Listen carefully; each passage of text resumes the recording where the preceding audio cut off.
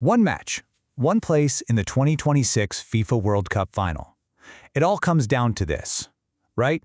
Argentina and England are ready to write yet another chapter in one of football's absolute greatest rivalries at Atlanta Stadium. But beyond the players sweating it out on the pitch, there lies this whole other fascinating contest, a true battle between two brilliant yet completely opposite masterminds on the touchline. Now, you might be wondering, how do we even begin to break down a game this massive? Well, for this explainer, we're going to look at this monumental clash through a completely alternative lens. We're diving deep into the biographies, the tactical philosophies, and the unique doms-nums numerical profiles of both managers. And look, just to be crystal clear up front, football is decided on the grass, not by numerology. We are not making any definitive predictions here, but these unique numerical blueprints, they actually provide a seriously fascinating hidden perspective on this massive game. All right, let's get into part one, a historic World Cup clash. The history between these two nations on the World Cup stage? I mean, it's legendary. We're talking about iconic, sometimes deeply controversial moments spanning all the way back through 1986, 1998, and 2002. But the path to this specific semifinal has tested both teams in entirely different ways. On one hand, we have Argentina just continuing their absolute dominance as the reigning world champions, leaning heavily on this deeply rooted team chemistry. And on the other side, we have England. They just punched their ticket with a gritty, truly character-testing 2-1 extra-time victory over Norway. What's kind of crazy is that Thomas Tuchel openly admitted he wasn't thrilled with England's sloppy performance in that game. He actually said they were lucky, but he made sure to praise the world-class mentality of players like Jude Bellingham for securing the result. So it's two very different journeys colliding at the absolute peak of international football. Moving on to section 2, Scaloni, the unifying mastermind. Picture this. Scaloni was a hard-working right-back from the small town of Pujato, making his professional debut at Newell's Old Boys back in 1995. Fast forward to 2018, and he's suddenly appointed as the interim head coach of Argentina. And let me tell you, it was met with heavy skepticism. People were literally asking, who is this guy? He had zero senior managerial experience. Yet he managed to take a deeply fragmented squad, end an agonizing 28-year trophy drought by winning the 2021 Copa America, lifted the 2022 World Cup in Qatar, and built a historic 36-match unbeaten streak. Talk about a glow-up. So, looking at his Dom-Soms profile, born on May 16, 1978, Scaloni's life path number is 1. His core character number, or CCN, reinforces this deeply grounded sense of duty. He is designated as the pioneer. Basically, this means his core energy is entirely centered around leading through unity and independence. He's a pioneer who forged a completely new cultural path for a national team that, historically, was just buckling under the weight of its own expectations. And check this out. His success code is 75712. What does that mean for us? Well, this energy signature directly aligns with his incredible knack for handling just suffocating pressure and building this tight-knit, familial team environment that fans affectionately call La Scaloneta. He doesn't thrive by ruling with an iron fist, you know. He thrives by creating a space of deep mutual trust. Okay, on to section 3, Tuchel, the tactical innovator. Now, Tuchel's rise is honestly just as fascinating, but in a totally different way. He actually had his playing career cut short at just 25 because of a bad knee injury. Get this, he spent time working in a cocktail bar to earn money while studying for a business degree. He eventually began his top-flight managerial career at Mainz in 2009, won his first major trophy with Borussia Dortmund in 2017, and then reached the absolute pinnacle by winning the Champions League with Chelsea in 2021. Appointed to the England job in 2025, he is known as the ultimate laptop manager.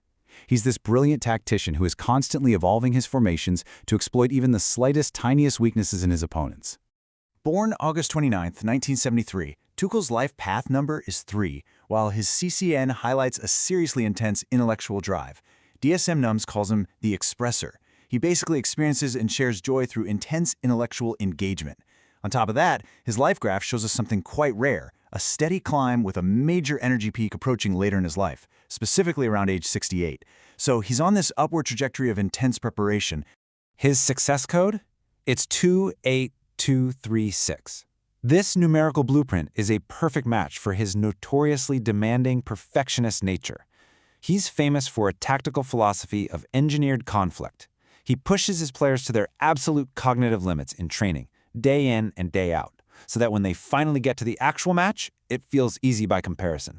Which brings us to section 4, the ultimate head-to-head. Let's start with Scaloni's side of things. Argentine midfielder Rodrigo de Paul really hit the nail on the head with this quote. "The manager doesn't see us as soccer players, but as human beings who happen to play soccer."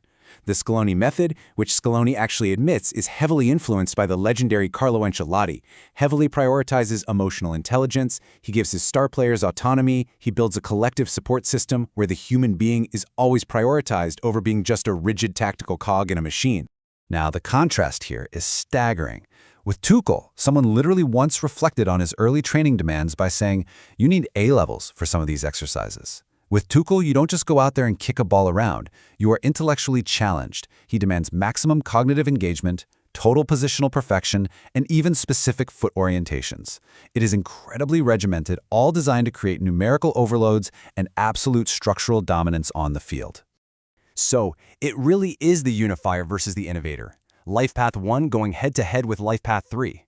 You have Scaloni's pioneering unity, which is built entirely on emotional connection and reducing pressure, facing off against Tuchel's expressive, demanding innovation, which relies on structural perfection and that engineered conflict we talked about.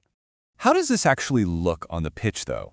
Well, in midfield, you've got Argentina looking for that patient build-up grounded in their emotional unity. Meanwhile, England is going to aim to completely disrupt that with rapid positional play and intense counterpressing. In attack, Scaloni leans on a collective support system to free up autonomy for his creative forwards. Tuchel, on the flip side, will manufacture chances through relentless structural overloads and dynamic wingback play. And when it comes to mental resilience, both are incredibly battle-tested. Argentina proved they can endure massive setbacks. Remember that shock loss to Saudi Arabia in 2022? And bounce back. England just proved they have the scrappy grit to win ugly in extra time against Norway. It is just wonderfully balanced. Let's bring it all together in Section 5, what the numbers reveal. Now, as I mentioned, these metrics don't dictate the final score, but they beautifully mirror the clash we are about to see. Just look at the life graph trends. Scaloni shows this unbroken momentum, a grounded steadiness that correlates perfectly with his recent Copa America and World Cup triumphs. He stabilizes everyone around him. Going right up against him is Tuchel's intense, climbing energy arc, a trajectory that really reminds us of his tactical peaks at PSG and Chelsea, building toward another major career milestone at age 68. Two completely different energetic signatures, two completely different paths to success. At the end of the day, football is absolutely decided on the pitch, by the players who go out there and execute the plan.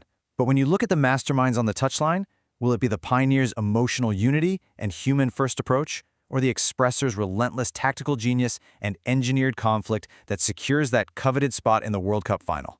Keep these blueprints in mind as you watch the match unfold. Thank you so much for joining me for this explainer, and enjoy what absolutely promises to be a legendary semifinal.